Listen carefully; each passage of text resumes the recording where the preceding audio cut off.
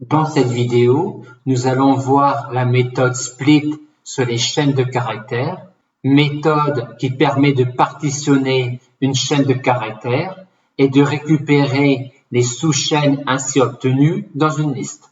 Dans toute cette vidéo, on désigne par chaîne une chaîne de caractères. Nous allons voir plusieurs syntaxes possibles avec la méthode split. Commençons par celle-là. Cette syntaxe-là va renvoyer une liste constituée de sous-chaînes de ma chaîne de caractères obtenue de la manière suivante.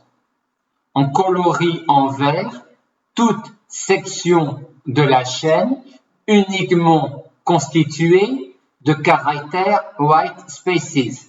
Les caractères white spaces sont les caractères suivants: le caractère espace, le caractère tabulation, représenté par anti/t, le caractère saut de ligne, représenté par anti/n, et les autres caractères rencontrés moins couramment, anti/v, anti/r et anti/f.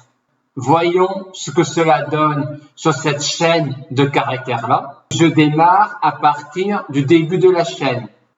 J'ai ici, dès le début, une section uniquement constituée de caractères white spaces. J'en ai une autre ici, puis une autre ici, puis encore une autre ici, une autre ici, et enfin une autre là. Et donc, si j'applique la méthode split à cette chaîne de caractères-là avec cette syntaxe-là, je vais récupérer la liste des sous-chaînes mauves, à savoir cette section-là, puis cette section-là, puis celle-là, puis celle-là, et enfin celle-là.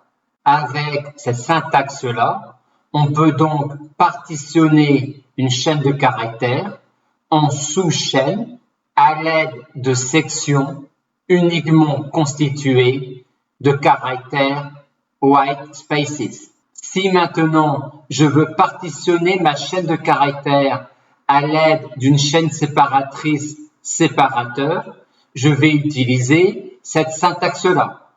Et je vais alors obtenir une liste constituée des sous-chaînes mauves de ma chaîne. Et comment obtient-on ces sous-chaînes mauves-là? Je repère, en partant du début de ma chaîne, toute présence de ma chaîne séparateur, bien noté que sur ce schéma, toute section verte est exactement ma chaîne séparateur. Voyons cet exemple-là. Ma chaîne séparateur est celle-là. Je pars ensuite du début de ma chaîne et je recherche toute présence de ma chaîne séparateur en partant du début. Aussi, par cette syntaxe-là, je vais récupérer la liste suivante. La première chaîne de caractères étant ce que j'obtiens en partant du début jusqu'à atteindre la première présence de ma chaîne séparateur. La seconde chaîne de caractères étant la chaîne de caractères se situant entre mes deux chaînes séparatrices. Et le dernier élément de ma liste est la chaîne de caractères présente entre la dernière chaîne séparatrice et la fin de ma chaîne de caractères. Nous allons maintenant pointer les différences entre les deux syntaxes que nous avons vues. Avec cette syntaxe-là, je pars du début et je colorie en vert toute sous-chaîne uniquement constituée de caractères white spaces. Avec cette syntaxe-là, je repère en partant du début toute présence de ma chaîne séparateur. Et donc, avec cette syntaxe-là, toute section verte est exactement ma chaîne séparateur.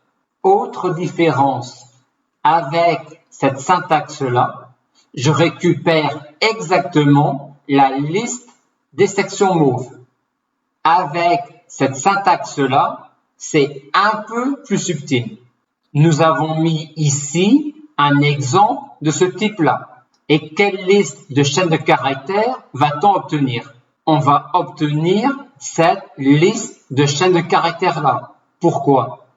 La première chaîne de caractères de ma liste est la chaîne vide, car elle correspond à la chaîne de caractères allant du début de ma chaîne jusqu'à la présence de ma première chaîne séparatrice.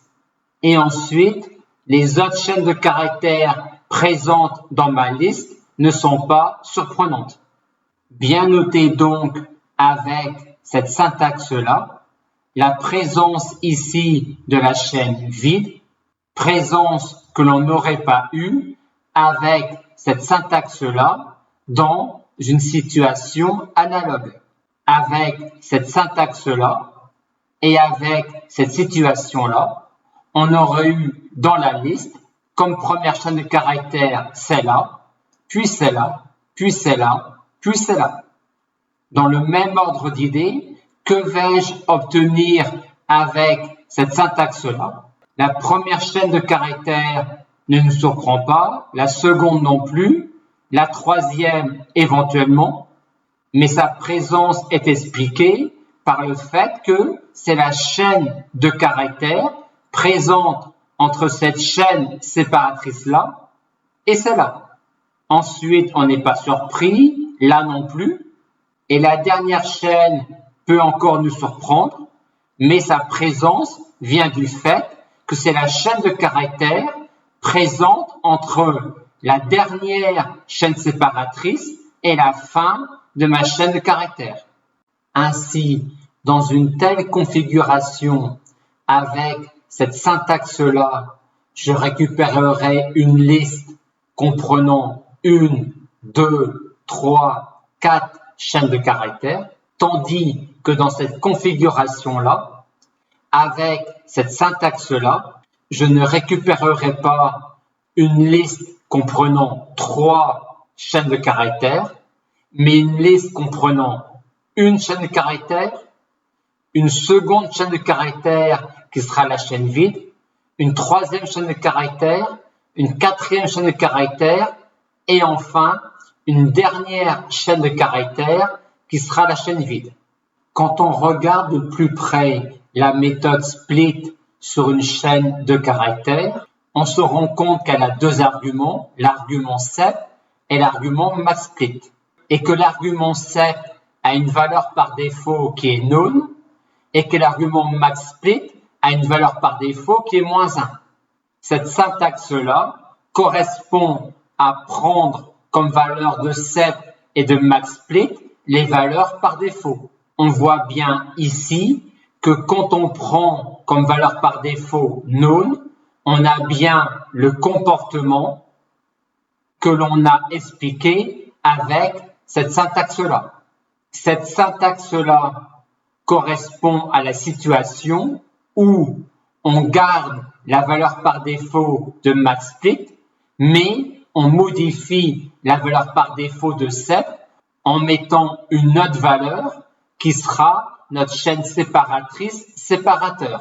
Si vous souhaitez modifier non seulement la valeur par défaut de set, mais aussi la valeur par défaut de maxsplit, on va utiliser cette syntaxe-là. Quelle est alors la différence entre cette syntaxe-là et cette syntaxe-là? Prenons par exemple une valeur de NB de 2.